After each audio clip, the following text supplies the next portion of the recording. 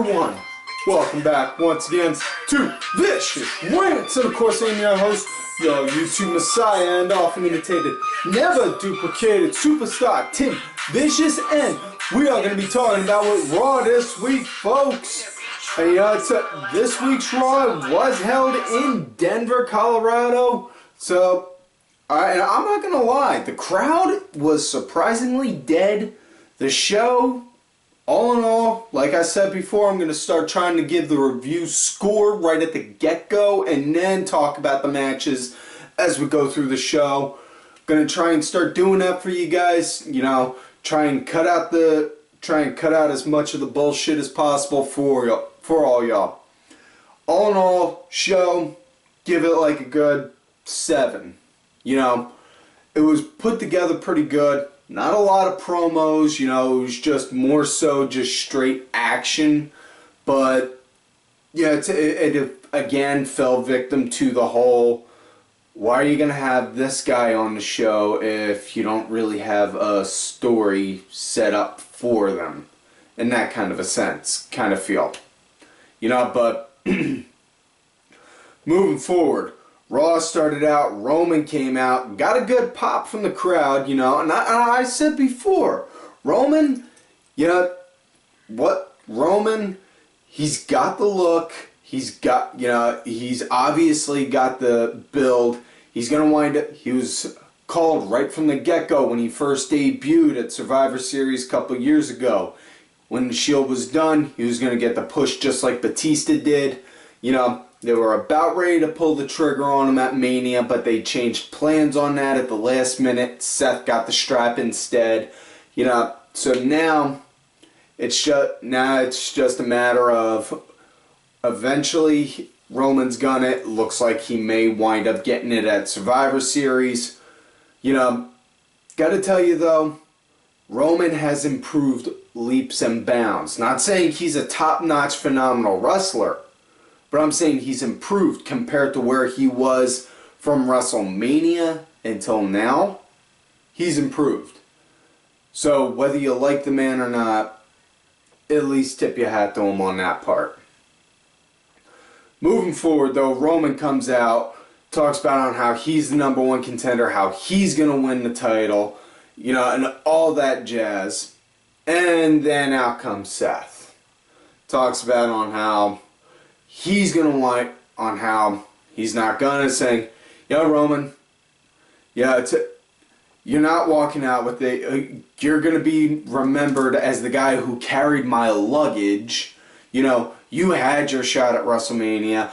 I stole it from you. You ain't got nothing. And then Roman just said, why don't you come on down now, son? So as Seth's walking on down, now comes Hunter and Steph, in which case, hello, Steph. MILF in charge. Don't judge me, damn it. But, yeah, they wind up just trolling the crowd. Not the people that were like watching at home and talking on like Twitter and shit, but like at the crowd, like, do you folks here want to see Roman Reigns versus Seth Rollins right here tonight? You hear the crowd erupt, you know, like you thought like the second coming was happening, and then, well, it's not happening. In which case, bravo, bravo, bravo. Good job to you guys. You know, so instead what they say is, you guys are going to have to wait for that title match at Survivor Series, but until then, we'll give you the Survivor Series match tonight. Which case, you know, my buddy Mask Mark, he wound up hitting the nail on the head, saying if they did Survivor Series matches from now leading into the pay-per-view, that could be a good idea. You know, you think about it. You know, it don't even have to be like the big name stories going on. You know, you could just have like the mid-card and the low-card stories. And even yet you could do this to help build new stories until then, you know, and get people on the idea of, oh, okay, this is a Survivor Series match. Sweet. There you go. You know, but, you know, wind up getting our first match of the night. On to our first match of the night now. Kevin Owens versus Dolph Ziggler. And right off the bat, the second the bell rang, Owens, bam, goes and targets Ziggler's knee that wound up getting wrenched at the Fatal 4-Way match last week. And Owens, he was just like a freaking dog on that thing, you know? I mean, Tyler came out, and it was cool when Tyler came out, because next thing you know, everyone was like, just like with his opening, just like, everybody look, it's Tyler! And, you know, just expecting now everyone to just start doing like Tyler and all. But just as he came out, they went to commercial, which case, you do not go to commercial just as Tyler's doing his entrance. That's the best, that's one of the best parts about seeing Tyler Breeze. Yeah. But yeah. It was just really, you know, Owens, like I say, he was pretty much, you know, Owens dominated a good portion of the match right there. Ziggler, he had his moments, but really it was just Owens just like mauling him like a rabid dog. You know, match wound up coming to an end when Tyler got up from his little VIP spot, stood over by the apron, lining up to go and take a selfie. Ziggler wound up going over to say something to him about it. Next thing you know, turned around, Owens, wham, pop-up powerbomb on him, got the 1, 2, 3 after that. Next thing you know, Breeze walks in, you know, while Dolph's laying down on the ground, again, goes and lines up on him. And then that's when Ziggler just starts going ballistic on him, and then Breeze hits him with the beauty shot and then walks off. So we're going to wind up eventually getting a match with Breeze and Ziggler, which case I got no problem with that whatsoever, because, you know, that would just write itself right there. That's a good match right there in my book. Next matchup, Cesaro versus Miz, and apparently this was a match that was made up during the pre-show for Raw, because them two were apparently doing some squawking back and forth and Cesaro wound up saying this is going to be a match with the sports entertainer versus the wrestler, and that's the God's honest truth right there, because Miz walked into the business with the mindset of being a sports entertainer. Cesaro, that cat walked into the business with the mindset of being a wrestler. And trust me, there is a huge difference. And I may be speaking just as a backyard guy, but, you know, I walked in, when I was doing it, I walked in with the mindset of being a wrestler. Nothing else. I knew guys that walked in there with the mindset of just being a backyarder and just doing whatever, you know. And I knew guys that walked in there with the mindset of being a sports entertainer also. And everyone had those kind of different kind of mindsets, you know. But moving along with this match, you know, moving forward with the Cesaro-Miz match, Stardust was out there also with the Ascension, with the Stardust section. Also, you know, with like a little periscope or binoculars, I don't remember what it was, but he was watching with that. And yeah, it's glad to see this eventually, glad to see that they're moving Cesaro into a different story, you know, in a lot more of a natural way, instead of just like, okay, now we're gonna have you versus him, and you two go at each other for like X amount of weeks until a pay-per-view, you know. But yeah, Cesaro, he just pretty much dominated like 80% of this match with Miz, no lie, you know. It was just like, you know, and I mean right off bat, Miz got the arm wrench, wound up getting the arm bar, and next thing you know, Cesaro just jumped up and down, did the jump flip, did the kick flips to get up like 3 or 4 times, and then eventually tossed Miz over and then went to go and do it to him. Oh my God. You know, and again, he is not lying when he said he was the wrestler. You know, and not taken away from Miz, because I'll give him credit where credit's due. He's half decent in the ring. Emphasis on half. Just not going to give him the time of day when it comes to doing the figure four. Because like I said before, every time Miz does the figure four, God kills kitten. And damn it all, people need to start thinking about the kittens. But yeah. But yeah. It's, with that being said, Cesaro just whoa, did that. Match just dominated a good portion of the match. Match came to an end. He did the Cesaro swing. He got like about maybe 23 swings in. Swung around like 23 times and then locked in the sharpshooter. Personal peeves, Miz tapped right, like immediately right after Cesaro turned around and started to pull back on the sharpshooter. You know, personally, what I think is you should have if somebody's putting a submission in, they should have the person go and try and fight it for a second or two, like, you know, like try and reach, like try and crawl and like, I can't get it, I give, you know, like that, instead of just the second it moves on, the second they move into it, like,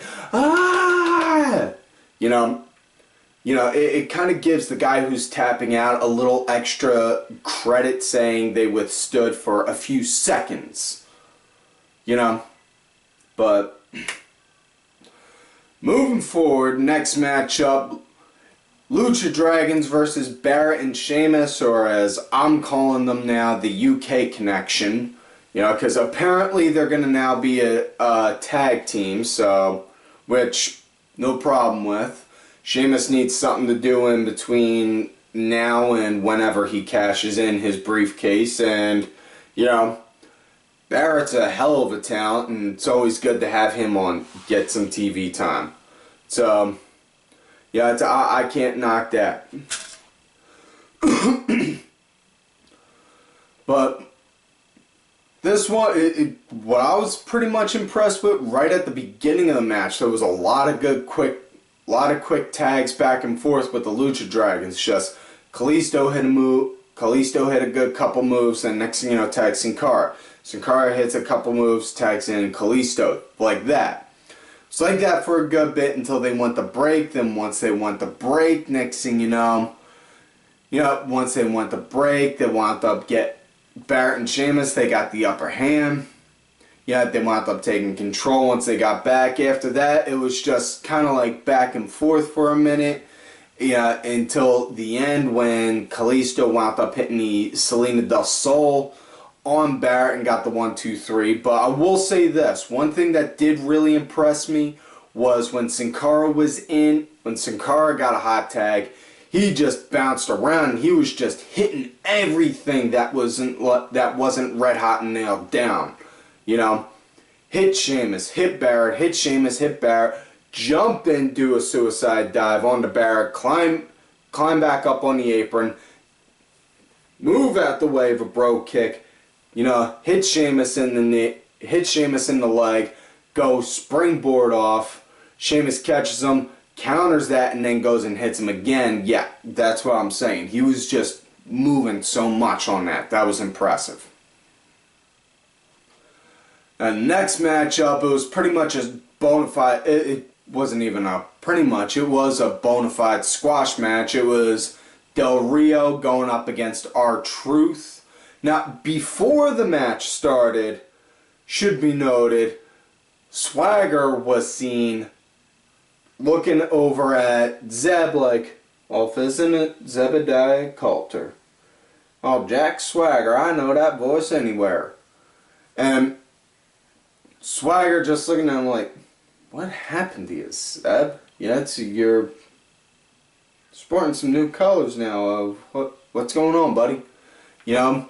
And Zeb pitching Mex America to him, which case, yeah, it does still feel a little weird seeing Zeb and Alberto Del Rio together, because, you know, it's pretty much like seeing Hitler hanging out with a rabbi. You know? Not sorry whatsoever for the politically incorrect analogy, but call it like it is, people. Yeah, that's on pretty much on the weird kind of vibe and feel that it gives. But yeah. We'll say this though, it is cool and kind of funny to see Zeb going around on a scooter because, you know, right after he finishes an argument, like, alright, and time to go. And he'll just scoot on off. Just waiting for the one day where he goes and does it, and then next thing you know, somebody just goes and sells like you ran over their foot, like, ah! Yeah, then I'm gonna officially die from laughter on that. But yeah, back to the match at hand with him and Truth. This was really just a squash match in and of itself. It came to an end real quick when Del Rio got Truth knotted up in a tree of woe and then did a double foot stomp on him. Yeah, so it based off of the promo that was done before the match, it looks like what we're going to have is Del Rio versus Swagger coming up for a feud. If not at Survivor Series, then leading into TLC. You know, so that's your humble host's personal opinion on that one. Next matchup, Fatal 4-Way Women's Match. That's right, a women's match, not an ST Diva match like we've had before. A Fatal 4-Way Women's Match to see who's going to be the #1 contender for that butterfly belt at Survivor Series. Becky Lynch, Brie, Paige, and Sasha. You know, and yeah, Brie was pretty much just a third wheel in this match, all in and of itself. You know, really, because everyone's just like, you put Brie in there, okay. Don't see why, but I get, yeah. In which case, if this episode ever does wind up making it to the Bellas, FYI, ladies, FYI, Brie, Okada rates your missile drop kick a -5 out of 10. Sad, but true. And yeah, but yeah, this was really pretty much just a triple threat with Brie being a third wheel. You know, I mean, the coolest spot on that was really they did the Tower of Doom, but I gotta give it tip my hat, the biggest player in this match, hands down, and I mean hands fucking down, was friggin' Becky Lynch in this one, because she was just going and hitting and attacking everyone, taking shots and throwing them back just as hard, you know, and show that she's ready and willing to go and actually have legit time on TV, you know, not just be a tag partner or a person sitting ringside, you know, and please let her eventually start getting a decent story coming up. Really hoping on that one soon. You know. Anyways, at that and also you could tell that there's a story coming up with them, because Becky, she was just constantly, you know, brawling on Paige. I mean, like brawling with Paige. Like the second she could get her hands on her, just take down and just with her. So, my guess coming up, Survivor Series or the TLC pay-per-view coming up, they're going to wind up having her in a match they're going to wind up having Becky with Paige, or not at Survivor Series, I should say, I'm sorry, coming up eventually at some point, possibly TLC, Becky versus Paige, you know, but either way, yeah, match came to an end when Paige actually wound up getting the win and did the Rampage on Becky, got the 1, 2, 3, you know, and then after that she cut a promo saying on how her opponents were losers, and on how if you're cheering for them, you're losers too. Like, really? I mean, okay, this is a PG show, but dude, that's a That's not even a PG promo. That's like a freaking G-rated promo. Like, you could do so much better.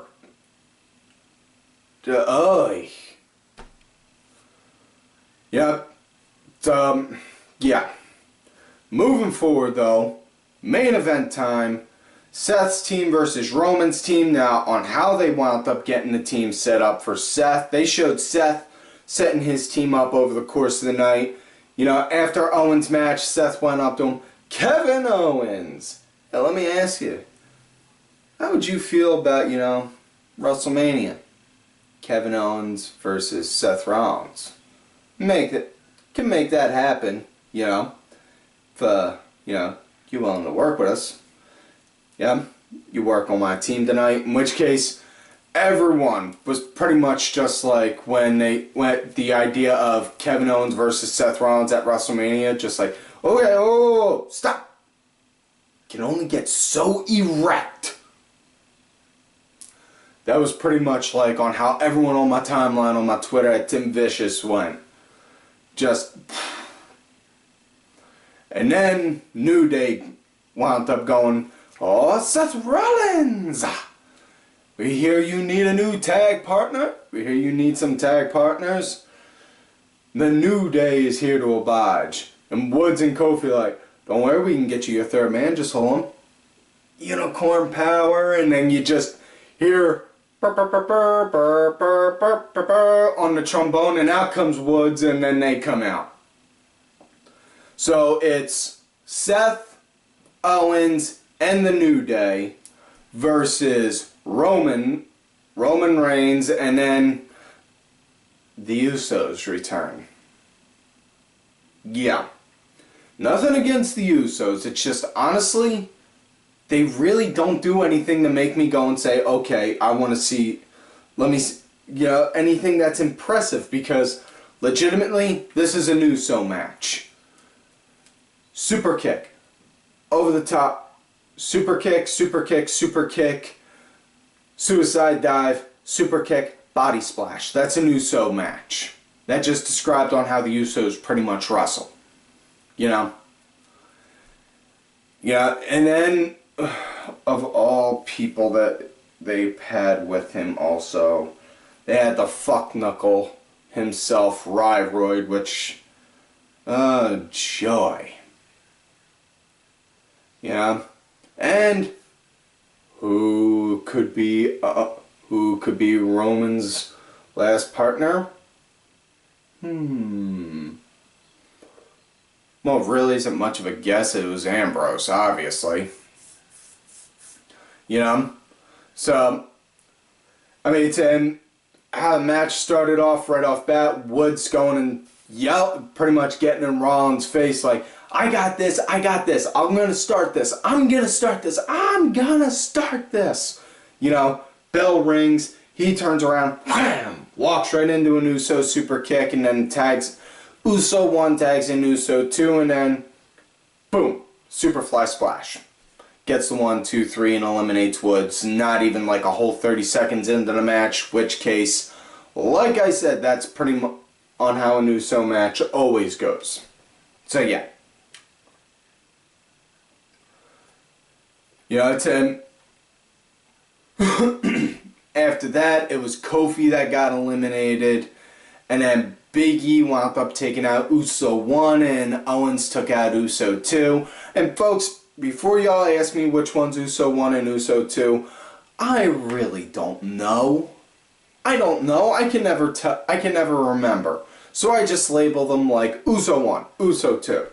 You know? No different than on how a parent would identify twins. And even though I only have one kid myself, I know for a fact because I have friends that have twins and have done that to identify their kids. Short from, you know, making them wear shirts that had their name on it.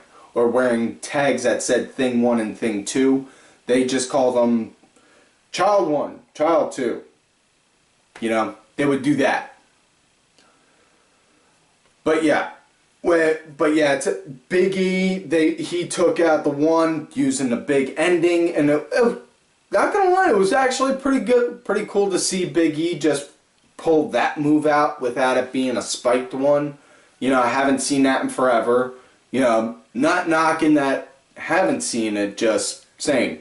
Haven't seen it in a while. It was pretty cool to see that. Owens took out the other one with the pop-up. So, after that, Big E and Ryroyd were scrapping at it for a minute, and then Ryroyd eventually took out Big E. Immediately after that, though, next thing you know, Rollins comes in, hooks him, butterflies the arms, wham, pedigree, and eliminates Ryroyd, which is thank you, Seth, so much. Really cannot stand Ryroyd. Yeah, it's pretty much on how like the mask mark is with Austin Aries. That's me with Ryroyd. Plain and simple, folks. And if you don't understand on what I'm referring to, just look for the mask mark at Just a Stupid Mark on Twitter, and then ask him on how he feels about Austin Aries. And then you may want to brew a cup of coffee, because it's going to take a good while for him to describe his hatred for him. Yeah. After that, it's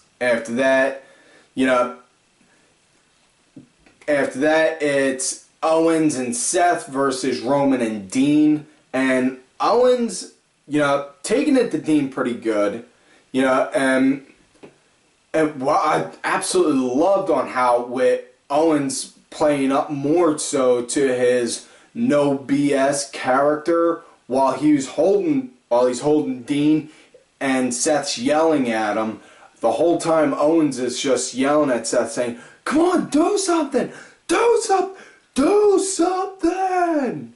Holding him like that. And then eventually when Seth does finally go to do something go and hit him with a knee to the face, Dean moves out the way and all, obviously, and then Dean hits Dirty Deeds on Owens and eliminates him.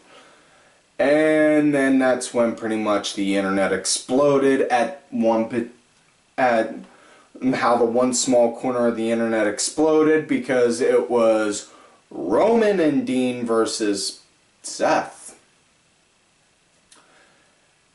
Yeah. And a lot of people were just like, I wasn't ready! And yeah. But yeah, as far as with the ending for that goes, it was good because Seth playing up to his heel character, like, no.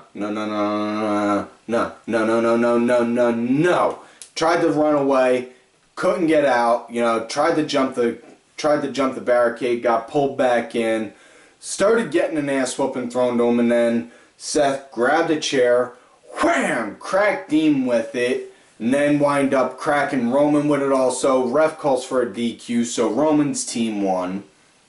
And then Seth goes, hits Roman again with it. And then Roman goes to counter it.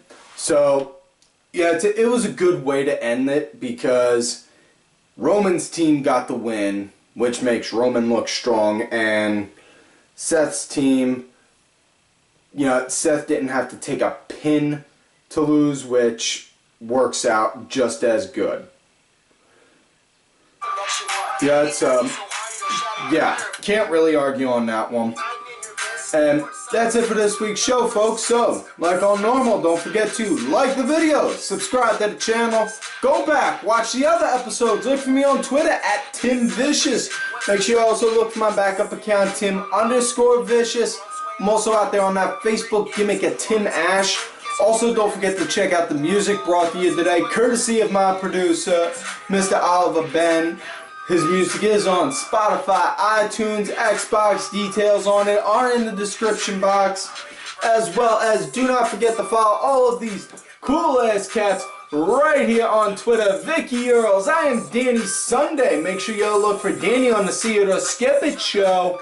Axel Mulligan, Sunday Segway, Simply Sabrina, Cranky Asshole, Aaron _Deborah, my executive producer Oliver Ben, and his cohort Just a Stupid Mark, as well as my client, who, as I have said before, folks, is the true Raw General Manager. And, folks, like I always tell ya, you love me great, you hate me.